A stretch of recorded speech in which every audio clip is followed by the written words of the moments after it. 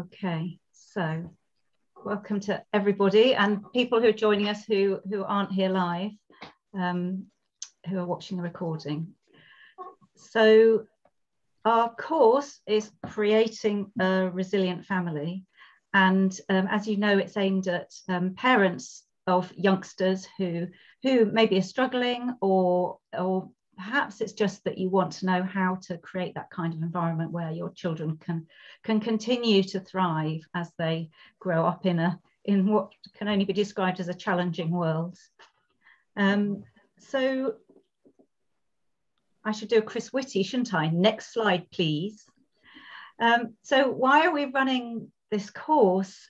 It's because we really see that so many parents who are struggling, whose young people are struggling, feel helpless, I think, and that people are looking for support for their children, which I know certainly in the UK can be extremely hard to get and a long time in coming, and this sort of sense of, you know, I just need to get somebody out there to help with this.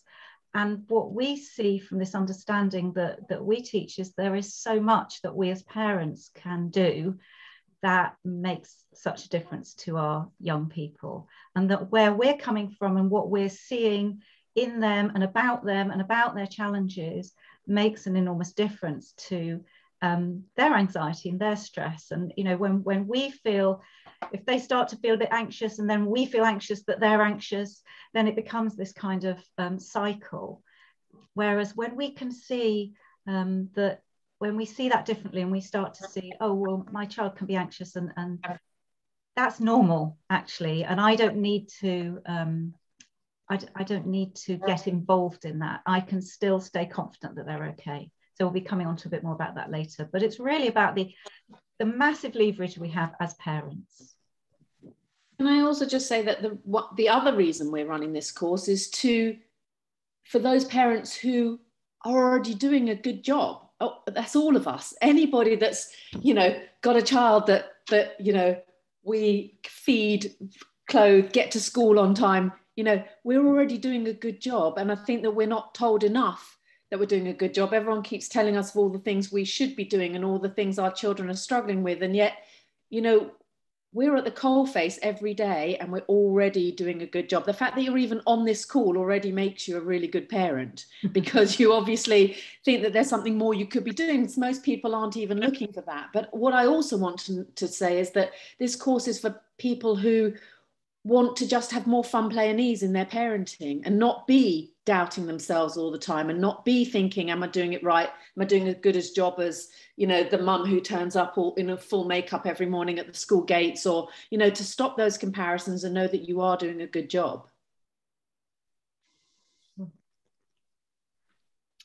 So we talked about these, that we were going to share three things that we consider essential to creating a resilient family. And these aren't the only three things that we're going to cover in the course, but this is just a few to give you a sort of flavour of what we'll be looking at. So Christine, do you want to start off?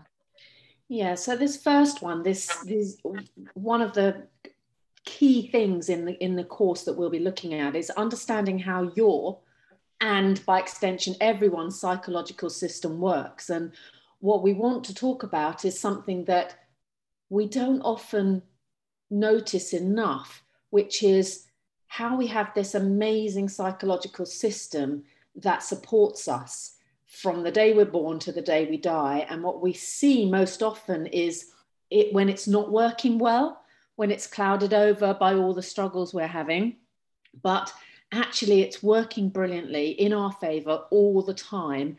And that we can trust it. It's consistent, it's constant, it's intelligent.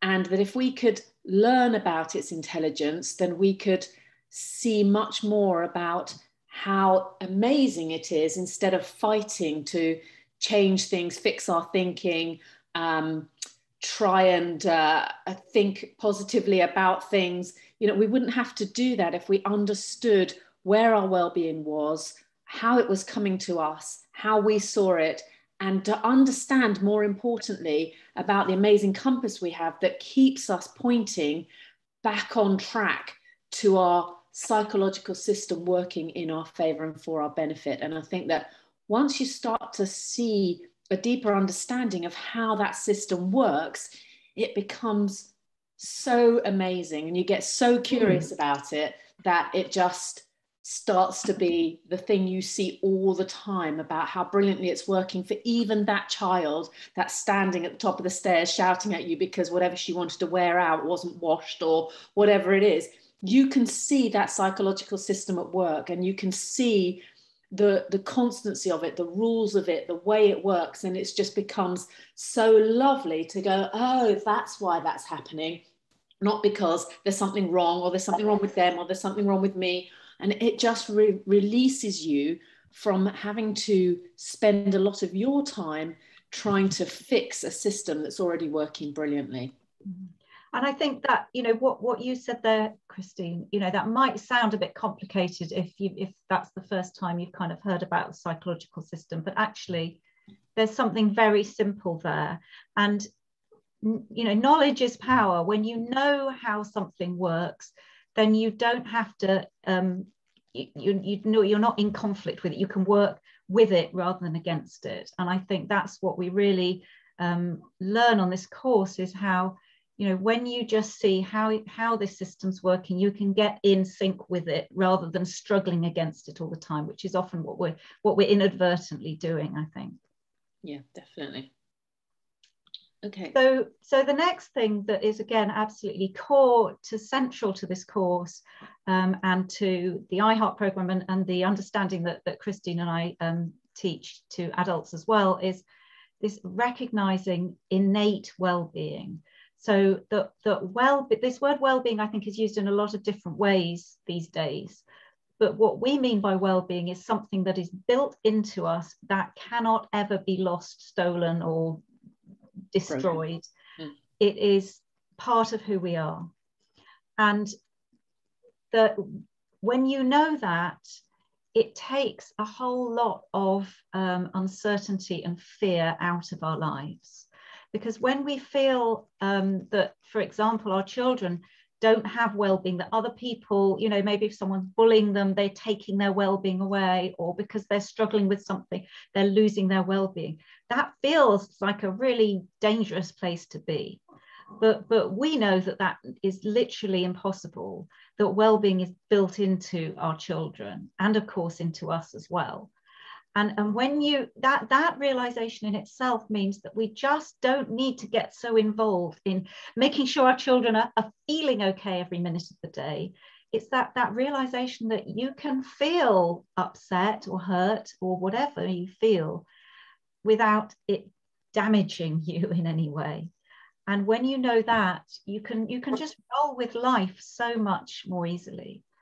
And then seeing that for ourselves as well as parents, that we're okay. You know, when our children are struggling, it's so easy then to start criticizing ourselves and what am I doing wrong, and why, you know, it should be different, and there's something wrong with me, and all of that. And when we start to see, oh, you know, neither can my child being in difficulty or struggling take away my well-being. I might not going to feel happy about it perhaps, but it doesn't mean that there's something wrong with me. And again, that takes a lot off our mind that we then don't need to struggle against and don't need to fix. And I think one of the things you said there, Lizzie, the taking stuff off your mind is also key to this course, which is that we're not trying to add to your stress levels. I mean, a lot of tips and tricks out there of how to be a great parent, how to get your children to do their homework, how to get them to eat healthily. And then you've got to remember all of these top 10 tips in the middle of a heated argument about not eating your broccoli or whatever it is you're trying to get them to do. And what we're doing is we're taking you in a different direction. We're getting you to turn around and see what you already have available, but you haven't been seeing till now. And when you start to see what everybody already has available to them, everything seems so much more simple and so much less for you to do, and drops thinking off your mind. And we'll come back to that in the questions, I'm sure, but it's about taking thinking off your mind, not giving you more tips, techniques, things to do. We can in some ways release you from that, because when in the way we teach, whenever you think there's something to do, there's even less to do than that. And it's just a beautiful, simple, lovely way of parenting, because it's stress-free. It just means that you get to use what you have available, use what your child has available, and not be trying to remember the tips and tricks and techniques that somebody's taught you, or that you half read in an article somewhere one day. Yeah, yeah. It becomes a stress in itself, doesn't it? Trying to remember all that stuff. Which technique is it I'm supposed to be using now? You know, we can learn to sort of just rely and trust what we've got going for ourselves innately. Okay. So the last one is another core, well, it is a skill, if you like. I mean, just said there are no skills, but this way of listening.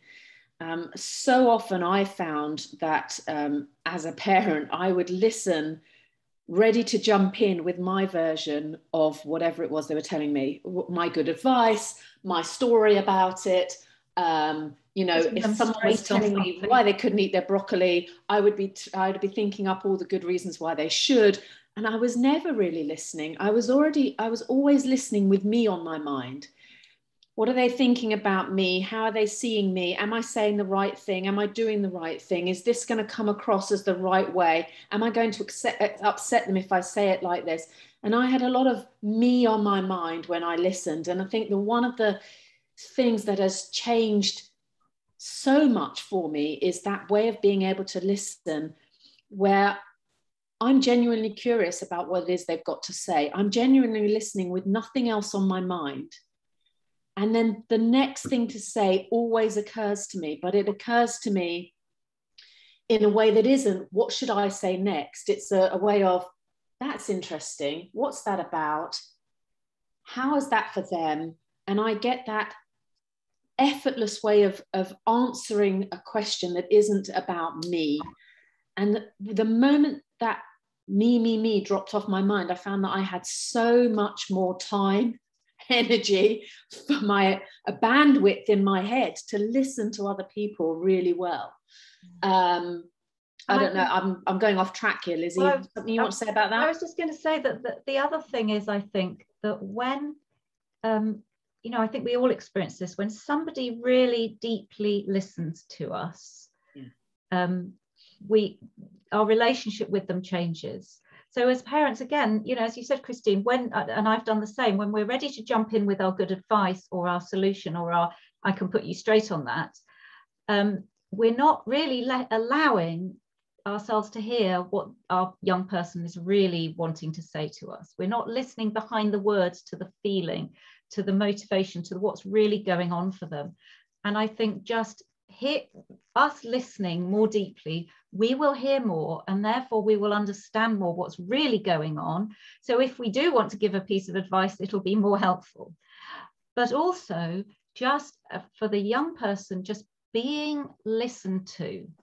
Sometimes that's just enough. It's not that you don't need a solution. You just need to be able to, you know, I've experienced that for myself, just to share something, really say how you feel. You don't want someone to fix you or tell you anything different. You just want to express yourself.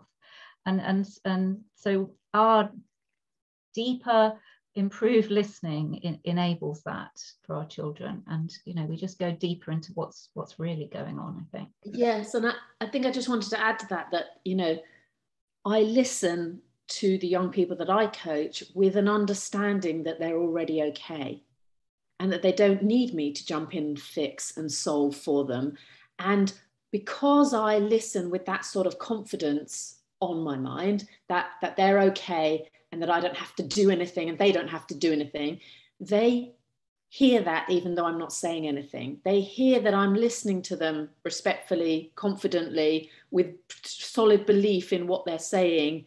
And I think that also is a win-win, because they start to feel you holding that confidence for them. And I think that's really important. Yes, which of course overlaps hugely with this innate well-being. When we see in them what they perhaps can't see in themselves, that they are capable of coming up with their own answers, then they are more able to do that. And of course, that's what we want to equip our young people to do, is to make good decisions for themselves. They're not always going to have us around making decisions for them. But if we're always jumping in, giving them advice and making decisions for them, that the impression is, oh, that we know better than them all the time, and that they haven't got that what they need inside of them, which absolutely isn't the truth. Yeah. So we want to talk about what the course entails for you. And it starts with the self-study online training, which is a mix of videos and exercises and reading. It takes about an hour a week. And every time you do one of those, we will then get together and do a live weekly workshop on Zoom to discuss what insights you've had about it, what you've seen about the videos you've been watching, what it's brought up for you about your family dynamics, or how your child is struggling, or what you're struggling with as a parent. And then we'll be able to work through those online trainings. There's a lot of online training is, oh, just watch this video. And then you walk away and you forget it, and you might come back to it a year later and watch it again, and then you forget it again. But the workshops really allow you to embed those insights for yourself into your daily life. And I think that they're so useful. And you'll also have 2 one-to-one coaching sessions, which will allow you to really dive deeply into your challenges, the things that you're struggling with, or your family are struggling with, or not, just, ideas for moving something forward in your family, or helping someone that you'd like to, get moving onto a new pathway. So you'll have email access to both of us between the sessions as well. So if a problem arises, or there's something that you're not sure about, or you can't get onto the videos, or whatever it is, then we're there for a support and backup in between. So the workshop training is this 10 online modules, and then 8 one-hour sessions to discuss and work through. Sorry, just to butt in, the online materials are produced by iHeart, which is a international teaching organisation which teaches young people's wellbeing in schools and groups, throughout the UK and throughout the wider world. So they're sort of based on this parent training is based around the young people's training that goes out into schools, and this is a sort of the parents aspect of that, isn't it? Yeah, it's the adult version of it, and it's a curriculum designed specially for parents. This isn't just an adult version of a child's course. This is designed to help you have insights into what makes your parenting easier, what helps you with the problems that your children are having, what helps you with the problems you're having. So it's designed specifically for parents, and it'll take you about an hour a week to work through. And the reason we've only got 8 one-hour sessions to back those up is because there's a couple of them at the beginning and the end that don't need a whole 1-hour session. They're like an introduction and a sort of Q&A at the end. So we're also going to use exercises to help you embed these new ideas, because what we find with all of the training is that we don't want you to just learn this intellectually. We want you to have an experience of what it's like to have a young person saying no and refusing to eat their broccoli, and you feeling calm and secure, and have that experience of it as we work through the modules. And so, there'll be exercises to help you embed those ideas. Saying that, the exercises are not sort of formal exercises where you've got to, sit your children down and make them eat broccoli or whatever. It's very much a kind of noticing and seeing what happens when you do just change something slightly. So then they're, very sort of informal in that way. Yeah, it's a way to get you curious about keeping this on your mind between sessions, is more what they're like.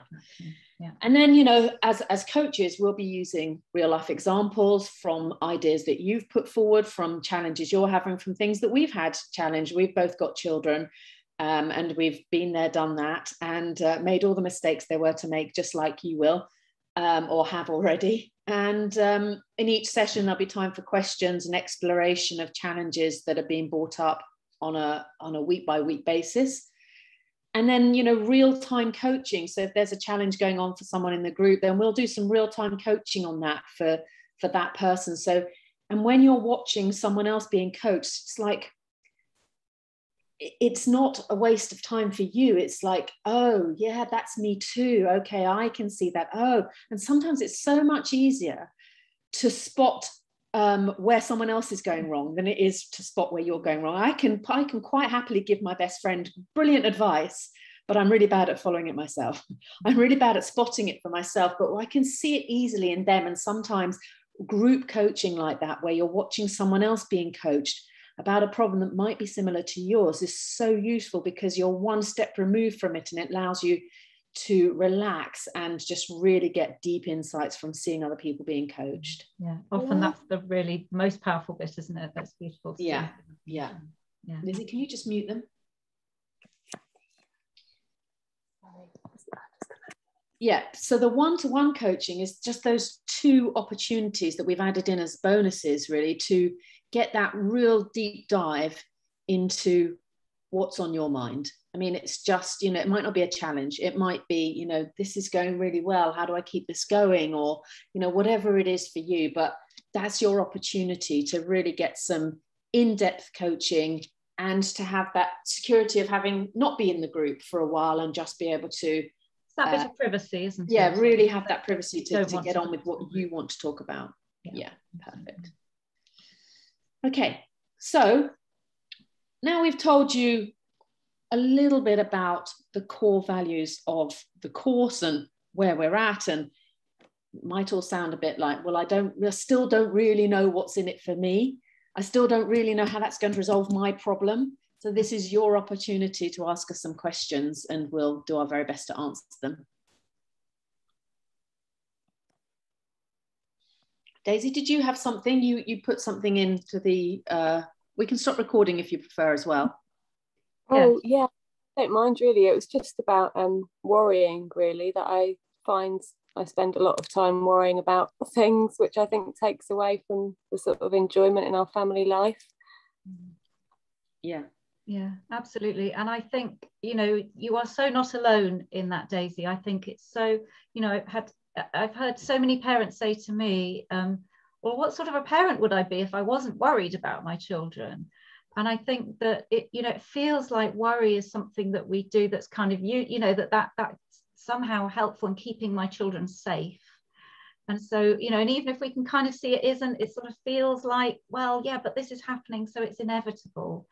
And I think, this comes back to what Christine was saying earlier about our psychological system, that what we're going to be exploring in this course is, how that system actually works. And when you get to see how the psychological system works, it gives real insight into what's actually going on for us when we get into this cycle of worry.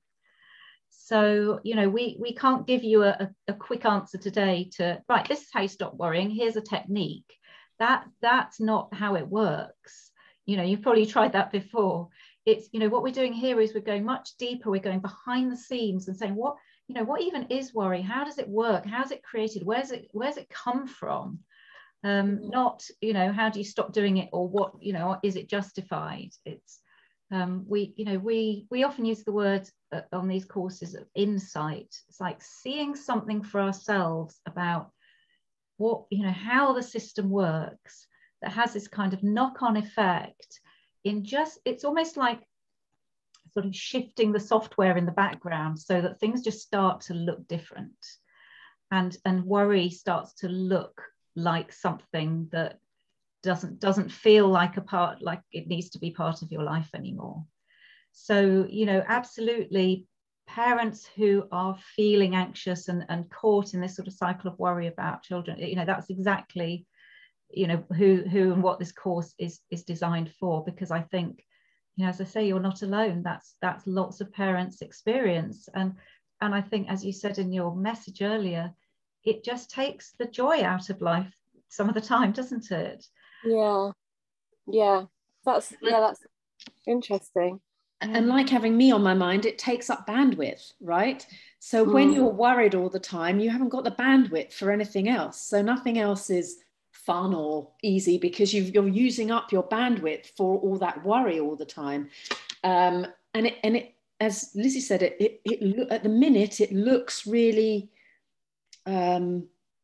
it just makes sense to you. I need to worry. I need to make sure everyone's all right. I need to, and what this course will do is it won't teach you a technique to stop worrying. It will allow that worry to drop away, because at the end of the course, that will no longer make any sense to you. Doing all of that will just no longer make any sense. And I can't explain it any better than that, except that, what is it I want to say? I mean, I know it to be true because it's happened to me. Lizzie knows it to be true because it's happened to her. It happens to the children that we teach. It happens because once you know that, for instance, if worry is Santa Claus real, you know, and you're worried, you know, if I don't hang my stocking, he won't come, and you know, what will I do if I stay awake too long, and then you try and go to sleep but you can't because you worry that he's not going to come. The minute you know Santa Claus isn't real, none of what you were doing before Christmas Eve makes any sense. Right? Yeah. You might close your eyes and pretend so you get more presents, but it doesn't make any sense anymore because you know he's not real. So once you have a full understanding of how the psychological system really works, instead of the misunderstandings that we innocently accumulate over life of how we think it works, then none of what you're doing currently will make any sense to you by the end. That makes a lot of sense. That's okay. Yeah. That's a beautiful analogy, the Santa Claus analogy. Yeah, exactly. And it never made any sense, any of that stuff you were doing, but just look. We still did it, just in case. Still did it. Because it almost superstitious, like a superstitious preoccupation. Yeah, it's almost what it is. Yeah. That is, honestly, isn't that beautiful to see? If you see that anxiety as well as a superstitious preoccupation, I've never heard anyone put it like that before, but that really just sums it up. Once you see that anxiety is one of those two, like, oh, I don't need to do all that stuff anymore. That's, gosh, that's really touched me. It's just. Naz, did you have a question? No, I'm just enjoying the conversation, the different feeling tones. I love the fact that both of you are helping others in this area because it's exciting. It's very exciting. Yeah, it is. And we really want to start reaching those parents, because what we see so often is that we start giving this insight to students and to kids that come and see us personally, or we see in schools and universities, and then they go back out into the world that's full of misunderstanding and get caught back up in it, where people are going, no, you've got to worry about it. You should have written your plan by now, and you should have done this. And they get caught back up in it because the whole world is looking in a different direction, and that is that someone or something is putting a feeling into you, and we need to start showing people that that's not the way it works. And it's so simple and so beautiful, but it's just an innocent misunderstanding that we've been carrying around with us for far too long. Beautifully put. Well, thank you so much to both of you for joining us, and thank you to anybody who's watching the recording. And if you know people, because often I think when we hear this kind of stuff, we sort of think, oh, I know somebody else for whom this would be really helpful. Please feel free to, direct them our way, and we'll be sending out this recording. So, feel free to share that if you think that would be helpful. Yeah. And even if people are a bit late for this course, there's still time to join this course, of course, but even if they miss this one, there'll be future courses, no doubt. And Daisy, get on the course. You will not regret it. It will change your life. Yeah, absolutely. Thank you. Absolutely. We'd love to. Thank you very much. Brilliant. Thank you, Naz. Thank you, Daisy. Thank you for being here. Bye. Bye. Bye.